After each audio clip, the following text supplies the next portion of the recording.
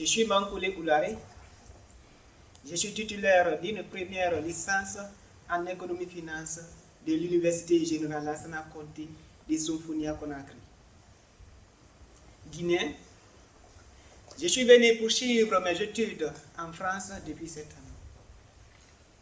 Et actuellement, je fais la licence pour parcours économie-finance. C'est un rêve, venir en France, se former à la finance, se construire un avenir, être une fierté pour sa famille, pour son pays. Je vais tout faire pour réaliser ces rêves. Mais être étudiant africain en France, ce n'est pas toujours facile. Tout d'abord, avant d'arriver, il y a un parcours du combattant pour les démarches administratives. L'inscription sur Campus France. Il faut vite fournir des pièces. Est-ce que mon dossier sera accepté par l'université de mon choix? Est-ce que mon projet va être jugé pertinent devant cette université? Est-ce que toutes les pièces fournies seront jugées pertinentes devant cette université? Tellement de questions, tellement de stress et d'incertitude. Ensuite vient la demande de visa, une étape à part entière. On te demande beaucoup de papiers et parfois même difficiles à obtenir. Les attestations, les justificatifs et je ne sais quoi. Et si un document manque, tout peut être retardé et voire même conduire à un refus de visa. Souvent, les rendez-vous sont longs. Il faut faire la queue pendant des heures sans savoir si ton dossier sera accepté. Quand j'ai enfin eu mon visa, j'étais soulagé, mais mentalement épuisé. Maintenant, je pensais avoir fait le plus dur, mais non. Arrivé en France, ce n'est pas fini.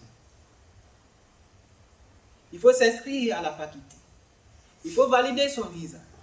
Il faut créer un compte bancaire.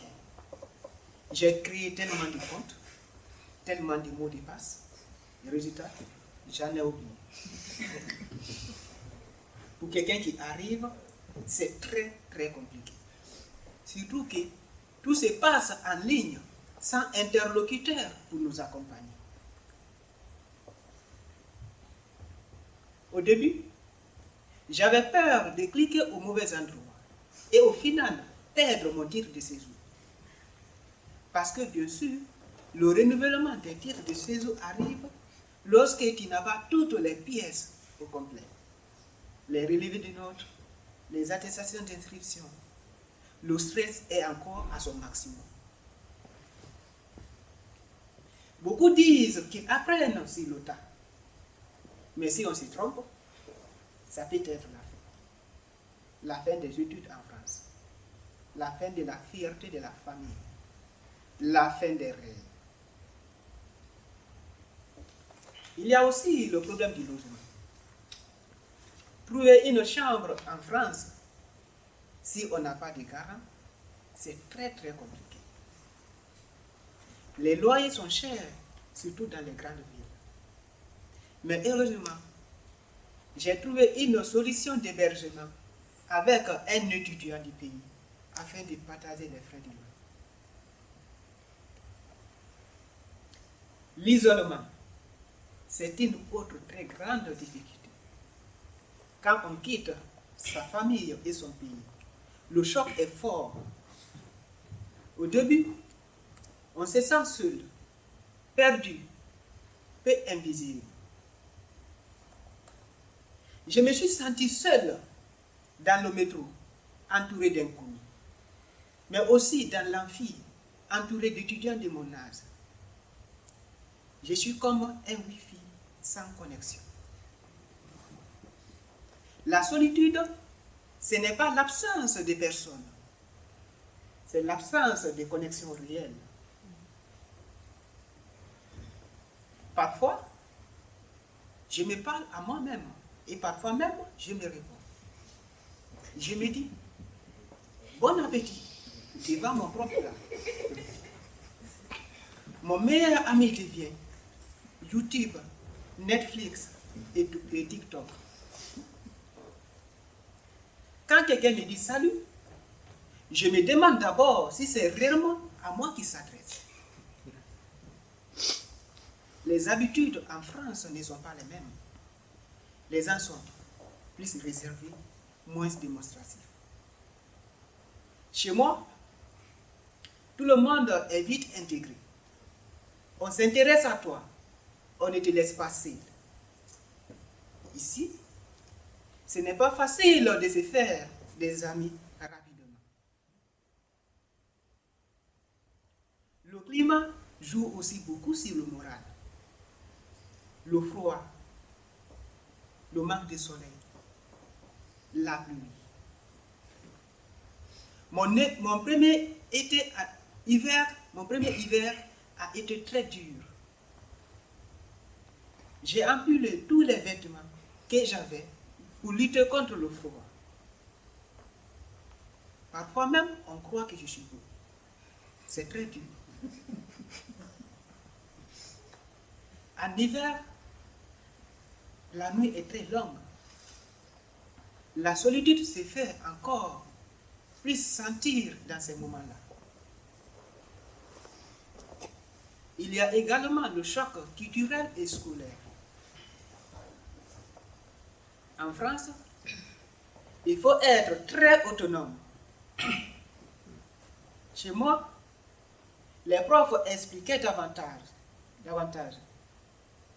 Ici, parfois on te dit, il faut chercher, va lire, va à la BU. Avec l'accent français, parfois je ne comprends pas ces termes. Il faut beaucoup de temps avant de reconstruire un cours. Il faut apprendre à s'organiser seul. Alors, quand je mange un plat de chez moi, ça me réconforte. La nourriture devient un lien avec mon pays. Je peux difficilement appeler ma maman. La connexion du village au réseau est mauvaise. Les quelques fois où j'arrive à rétablir la communication avec elle, ça me donne le courage pour les mois à venir. Malgré toutes ces difficultés, il faut tenir bon. Il faut atteindre ses rêves. Il faut atteindre son objectif. Je me dis, je n'ai pas fait tous ces chemins pour abandonner. Je développe en moi une grande force mentale.